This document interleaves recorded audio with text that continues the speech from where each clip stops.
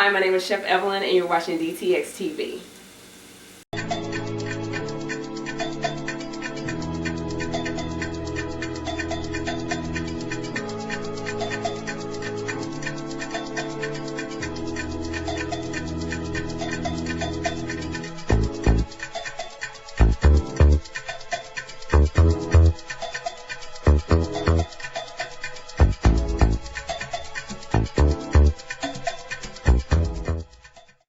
Hi, welcome to DTX-TV, where we highlight Africans in the diaspora in the DFW area. Today we have Miss Evelyn Williams. How are you today? I'm great, how are you? Good. My name is Letitia Hackett. I will be your host for this evening.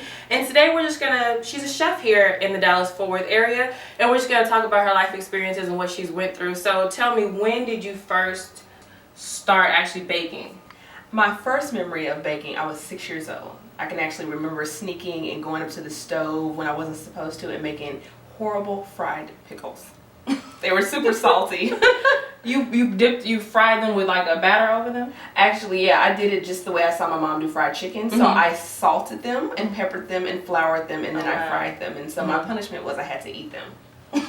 So that's my first. They didn't taste like razzoos, did they? No, they just tasted like salt. Just crunchy bites of salt. And so after that, you knew that you wanted to bake for a living? Well, actually, the realization that I wanted to do it as a career didn't come to probably my junior year of college. So I always knew that I had a passion for food, but I didn't think about it as a career until I was maybe about 20 years old. Okay, so you went to college and you got another degree, or what happened? How'd you go? Yeah, I went to Tuskegee University and I double majored in engineering, and then I graduated, got a job, and I actually worked in corporate America for 5 years. Okay. And then 4 years into that, I went back to culinary school. Okay. Were you people very supportive of that? It was a huge secret. Okay. So my family and my close friends knew, but none of my coworkers knew or anything like that. So I was kind of like moonlighting. I was working all day and then going to school at night for a year and a half. So what are your specialties now as a chef? Like, do you concentrate on one thing, or do you just, you're like, I'm a chef, I just do everything? Well, I do a myriad of things. I've been trained in about 37 different cuisines from around the world for my culinary school training. But my culinary point of view is I like to take old school favorites that we grew up on and put a new school spin on it. Okay. So what do you, as a chef, and being African American, because like I said, I don't think many African Americans are like, well, I'm gonna hire a chef. We're like, well, I'm just gonna go in there and do this and do that. So, like, have you gotten much support as far as business-wise from African Americans? Absolutely, and the biggest obstacle is letting people know that African American chefs do more than soul food. So that's been my biggest obstacle, but I actually get a lot of support from different races as well as the African American community. Okay, how has the response been from our people though? It's been pretty good. It's been pretty good, but they definitely tend to want more of a healthy version of soul food, which I'm happy to do. But I also like to add a few things in there to expose them to various cuisines. What were your studies? You said you went to culinary school. What did you like? Do you have a major? Is it like regular university where you have like a major where you just study in pastry, or where you just study in culinary?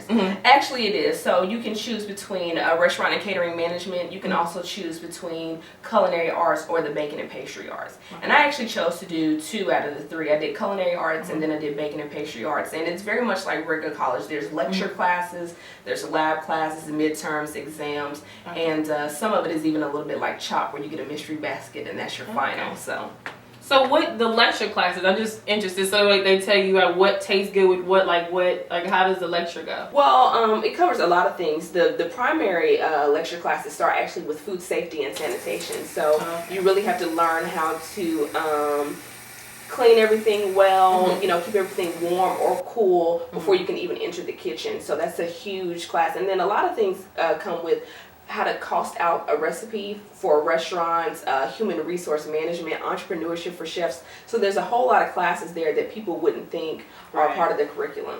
Okay, so what do you focus on as a chef? Do you use certain ingredients? You don't use certain ingredients, or what are your key things that makes you stand out as a chef? For me, what makes me stand out is I love fresh herbs, and I'm always herbing something up. I'm always using fresh basil, thyme. I'm actually going to start a little herb garden in my backyard, just because I use so many herbs. I'm also a huge proponent of all natural things. So I'd rather use butter than to use margarine. I'd rather use sugar than to use stevia. So I'm I'm a natural kind of girl. Okay, so tell me about your pastries here. What do we have? What is this? So what we have today, these are macarellas, which is a coconut macaroon filled with Nutella. And what's great about this recipe is it's actually gluten-free. There's no flour in it. Okay. And there's only 5 ingredients. Really? There's only 5 ingredients. There's unsweetened dried coconut, egg, sugar, vanilla, and Nutella. And you just mix it all together with the exception of Nutella, bake it for 10 minutes, and then spread Nutella in the middle and sandwich it together. And it makes a great gift or a snack, particularly with allergies these days, so there's no flour in it. So I just can steal your recipe and go out and market these cookies by myself, and you're okay with that? Absolutely. Oh, and I really like Nutella. It's really, really good. And so what do we have here in this container? So this is a what I like to call a small batter bowl, which is great. Everybody has a measuring cup, and this one is pretty good because it has a lid. But what we have in here is just a regular holiday cookie mix. And a lot of times people are giving out, you know, soup mixes or cookie mixes in mason jars. But then what do you do with the mason jars that's left over? So this is my gift idea for the holiday season, where you can give someone 2 gifts in one. So what kind of cake batter? Can you pick it up? This is called a celebration cookie mix. So you have in here your sugar, your semi-sweet chocolate chips. There's some whole oats in here, and pecans, and your flour, baking soda, and salt. Cool. And where can we find this product actually? So you can find this bowl on my Pamper Chef website, which is pamperchef.biz/PC Evelyn, and it's called a small batter bowl. Like, what is the business aspect of the business, I would say? I think the biggest thing is you really have to know what your niche market is. So are you a large caterer? Are you strictly a personal chef in the traditional sense, where you go into someone's houses and cook their meals for a week or two? Are you a private chef, which is exclusive to one family? Or are you kind of a jack of all trades, where you do a little bit of something like that? So you have to know what lane you're in, I guess, as a chef, and then really understand how that vessel works. So for me, I specialize in what I consider culinary entertainment. I love to do cooking classes, in-home cooking lessons, private cooking lessons, and small dinner parties. Whereas, you know, some people really want to do catering, and you can have a business in each one of those genres all on their own. Okay, thank you so much for joining DTX-TV, and we have Miss Evelyn Williams.